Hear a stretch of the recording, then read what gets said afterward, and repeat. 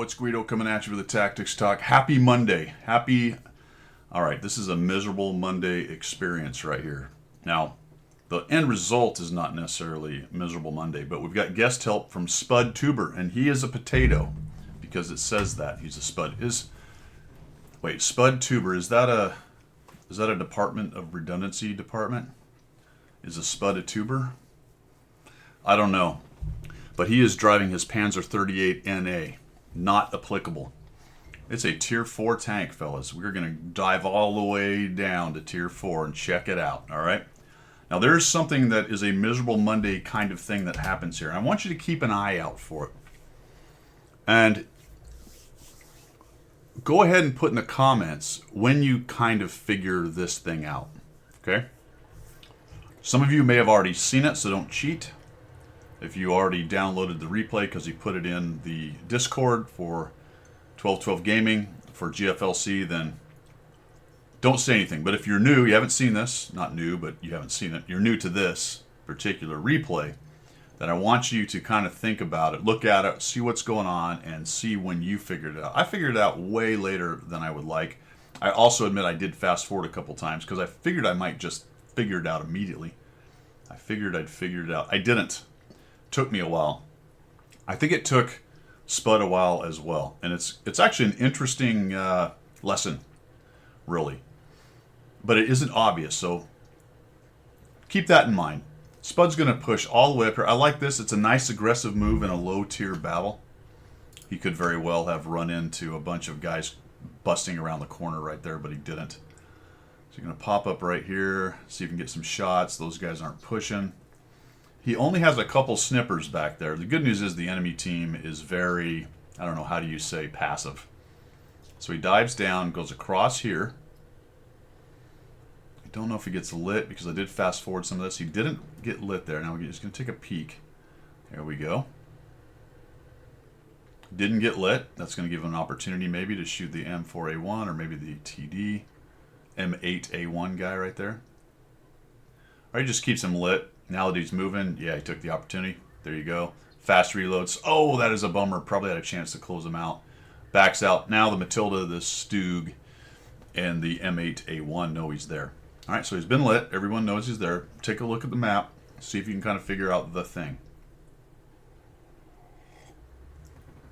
I don't think it's terribly obvious at this juncture, but it might be. I've sort of given it away by talking about it, but that's the fun of the thing, right? I want you looking for this thing.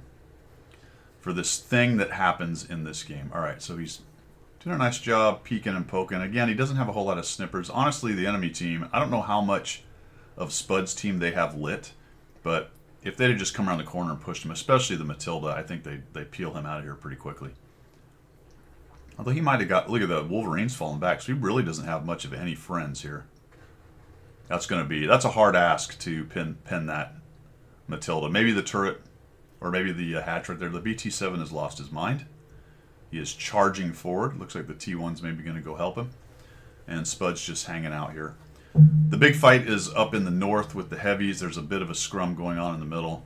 And Spud's just doing what he can do over here. He gets lit. Yeah, there's a guy right there. So he shoots him and eats a big shot. That hurts. 330. Wait a minute. Does the Stug really have that big of a gun at tier 5? Or was that just a massive high roll? I thought it was HE, but it's only AP. Wow. Have to check on that. That's crazy. That was a big hit. Well over half his HP. So we're hanging out here now. Trying to get some guys maybe in the middle to get some shots on them. Good news is those guys are being pressed by the T1 and the BT-7. So he's kind of cruising around here, and oh, okay. Stug came over. Stug came over. That was a clue, by the way. I probably just gave it away for the more astute observers among you. All right, BT-7 somehow survived that push. Now he's charging in there. Okay. So we're coming up over here, and we're going to maybe come up over here. Let's see if we can find, there must be a bunch of guys. Okay, did we spot that guy? Was that us?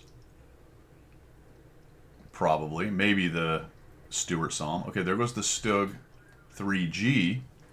So he certainly sees us. 80. All right, so he runs off. That was another clue, fellas. There was another clue right there. Most of you should be figuring it out right about now. Okay. Looks like we proxy lit the Stug 3B. Yet another clue. Another clue has been given on this miserable Monday experience. Spud will have to let us know when he figured it out. I don't know if it was after the battle, maybe. Actually, I know when it probably is. But let's see. Let's have him chuck it down in the comments if he figured it out before. So, you know, these guys over on the other side here, all they had to do is push over and kill him off. He's got 291 damage, 371 assist. We're getting close to the reveal. Comes up and over. Oh, we missed. Boy, that Stug would have shut him down if he got that shot off on him. We push up and over. Another clue. It's a 10-6 battle. Spud's just cruising around here. All right, everyone's dark. There we go. Oh, another proxy light. Okay. Repositions. Wolverine finally pushes up. Wolverine has a pretty gun for this tier. Looks like maybe a proxy light on the Stug 3B. Well, those guys are down on hit points. You can shut out the Stug. Oh, golly, we just got shot by a Stewart. And sadly, I didn't quite figure it out even at that point on this replay. I went a little further because when I got towards the end, I'm thinking, well, what's the big thing, Spud? What's the thing that took you a long time to figure out? And by now, we should all know the stupid Stewart had him lit the entire time, guys. The Stewart had him lit the entire time. Remember when I said there's a clue, there's a clue, there's a clue? Some of you may have picked up on it the first time, maybe the second, third, fourth. Notice every time he lit the enemy, he should have been dark himself. No light bulbs went off. He was lit the entire time. That's one way you can tell you've been lit the entire time, is if you light somebody who hasn't been lit and they see you. I guess you lighting them doesn't really matter. If you're seen by somebody and your light bulb doesn't go off and you were dark to them, you know you were, as in this case where you're on the other side of the hill and you were no longer proxy lighting them and it's been well outside of 10 seconds, you come up and over, you light them and you don't also get lit. Now maybe you're just the sneakiest ninja of all time. It's certainly possible to poke through bushes, light other people and not get lit, but there were the big clue being the proxy light situations where he should have absolutely got a light bulb. Had he been dark to everybody on the map, in a proxy light situation, he's automatically spotted. Well, you're not going to get a light bulb if you're already spotted, and he was already spotted by this sneaky little Stewart who was hanging out in the bush. You'll also notice, those of you who are observant and maybe figured it out well before me, is that on the tank list over there, he was never spotted. So a few moments ago, before he took that shot, he would have not had the little light bulb over here on the top right with his tank, either darkened or lit. He's lit right now, so it's lit up. So he was a missing tank. He had not been spotted the entire game until he just took that shot right there. He should have shot an HE round, so... Or does he have a little autocannon? He must have an autocannon because he hit him 4 times. All right. I didn't know the thing had a little autocannon. That's kind of cool. Shuts down the Matilda. Oh, no, somebody else got the Matilda. That guy dies to there. There goes the M5. And we got a decent little game at tier 5 and 4. We got 291 damage, 528 assists. But the big key on this particular battle is the missing M5 Stewart, who sat there lighting up and was probably very irritated that his team wasn't able to do anything. Now, normally that would be a death sentence sitting on that side of the hill, permanently spotted. But if you notice, the thing that was going on is Spud's team pushed across this hill up here and had them pinned back here. So let's say they never push across, those guys were going to be able to back up and shred Spud pretty easily. But because Spud's team pushed in, he was spared getting crushed by the guys in the middle because they were too busy and couldn't expose themselves. They were fighting Spud's team who pushed across right there. So kind of a unique situation in terms of this map and this match. Unusual that it would go that way. Usually Spud would die pretty quickly. But based on the way the deployments and what was going on in the map was, he sat there spotted the entire game. Also, there's no artillery, right? So probably, actually that's not true, but it looks like the enemy team's artillery died fairly quickly.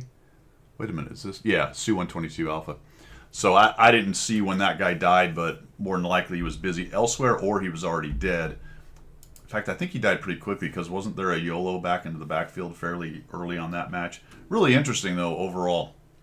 There you go. So who figured it out and when did you figure it out? Did anybody beat us? Did anyone figure it out before the guy got lit?